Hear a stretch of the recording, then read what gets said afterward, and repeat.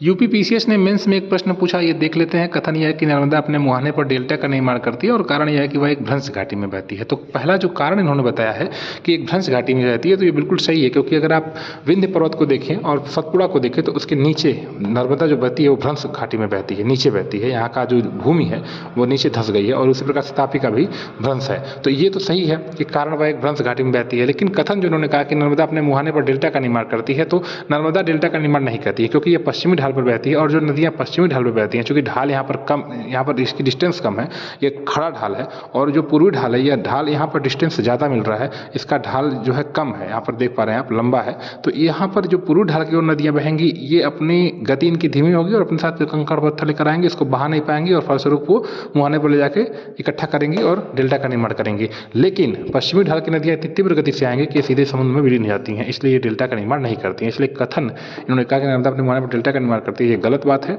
और एक भ्रंश घाटी में बहती है, यह बात सही है। इसलिए विकल्प यहाँ पर जो है आर सही है, तो आर सही है और ए गलत है। विकल्प डी यहाँ पर सही होगा। ऐसी ही वीडियो देखने के लिए इस चैनल को सब्सक्राइब कर सकते हैं। यहाँ पर वर्ल्ड मैप और इंडिया के मैप को पूर्वावलोकन सीरीज कंप्लीट कराया जाता है। Thank you.